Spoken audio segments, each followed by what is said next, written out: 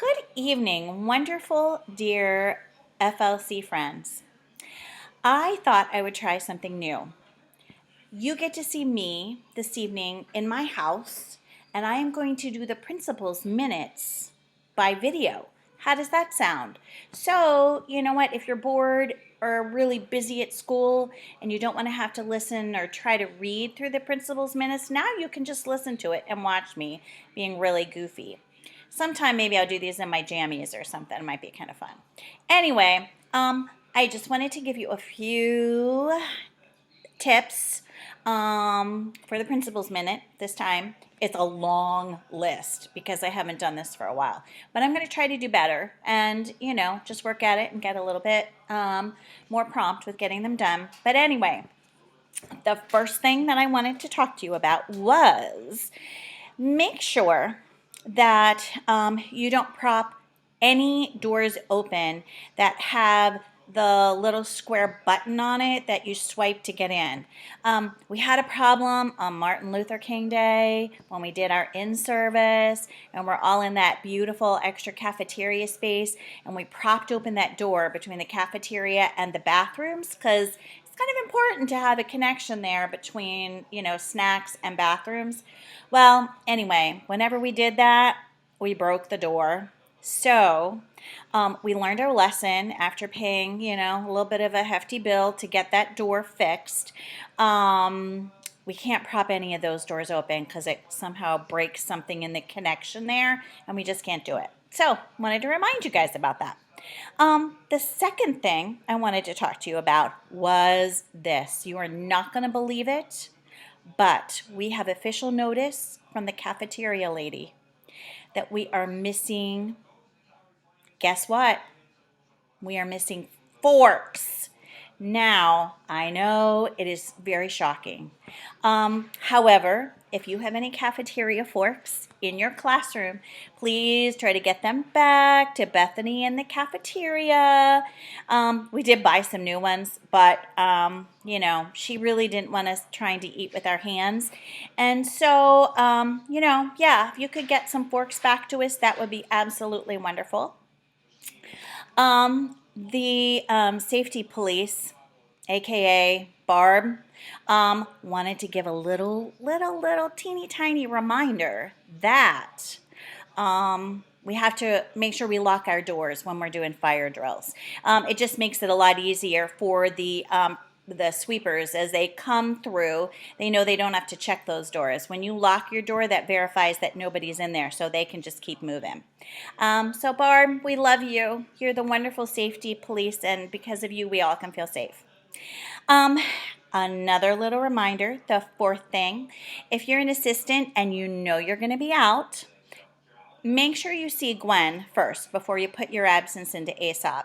The reason for that is we have one floater now, the wonderful Stacy, and hopefully after tonight's board meeting in New Oxford, we will have our second floating teacher assistant, which will be great.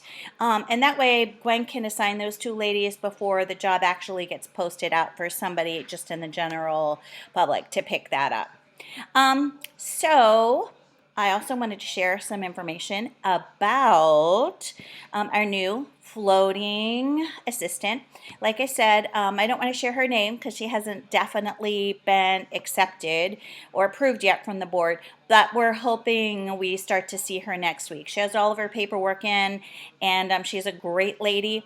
She's a mom, and she's actually has a lot of experience working with visually impaired and blind kids, but she's never done anything like this. She graduated from, I'm trying to think where, but she has a degree in human services. She's going to be a great lady. Just make her feel at home whenever she actually gets to start. The next thing I wanted to share, if you have someone in your classroom who is absent for a day and no sub shows up for them, try to make sure you contact Gwen because Gwen gets that list in the morning about who all is out, and it could be we might have a little glitch in the system that we have to take care of. So if you have staff who are out, no sub shows in for them, contact Gwen. She'll see if she can take care of you. The next thing I want to talk to you about is Project Big Love. I don't know, we talked a little bit about this last year, but Project Big Love is a really big organization that provides services to families in our area. And they had asked us last year if we would think about putting a table up at the event that they have in July. Just things to promote the Franklin Learning Center. And we had talked about it a little bit, but then as it turns out, we weren't really able to pull that all together. They asked us again if we might be interested in that. If you think that that's something you might be interested in helping out with, can you please see me or someone in the office, and we'll see if we can get that possibly worked out. The next thing I wanted to talk to you about was home ec, the FLC apartment. We've been having just a little bit of issue, and I'm not talking about speech people here, because speech people go in and out of the FLC apartment very quietly whenever they're working with their students back there. So, I'm not really talking about you guys. But if there's a class in the FLC apartment and you just want to take a break, or you need to use the bathroom or something like that, find another spot. The teachers in there are really trying to teach and keep kids' attention, and so we would just greatly appreciate it if you would find another location. If there's someone in there teaching, try to find another spot to hang out, okay? Good job. And then the last thing I wanted to share with you was just about, next to last, I should say. The next thing I wanted to share was about field trip forms. Field trip forms have to be turned in by March 30th. It's not pretty if you turn them in after. Ask Lisa McCoy, because this happened to her last year. We had to bribe and promise all of her future grandchildren to Dr. Bertram because her field trip form was late. Now, we did get it approved, but I have it on Dr. Bertram's word. She is not approving anymore if they don't get turned in by March 30th. So wanted to make sure everybody gets that in. And then the last bit of information I wanted to share with you is just about communication books. You guys do a great job of writing in communication books. And I wanted to just share a little comment that I heard about communication books. I know some of you pass them on to the next teacher, and it just goes with that student in the student file. We have had some discussion that it might be better to not pass those communication books on, because once you pass them on to the next teacher, those books become part of that student's permanent record. Before they're passed on, they belong to you and your private conversations that you've had. But at the point when they are passed on to the next teacher, they do become part of that student's record. And they can be, recalled and referenced for reasons both good and bad. We don't know. But it might be better to just not pass those on. That's kind of the lines of conversation that we've been having.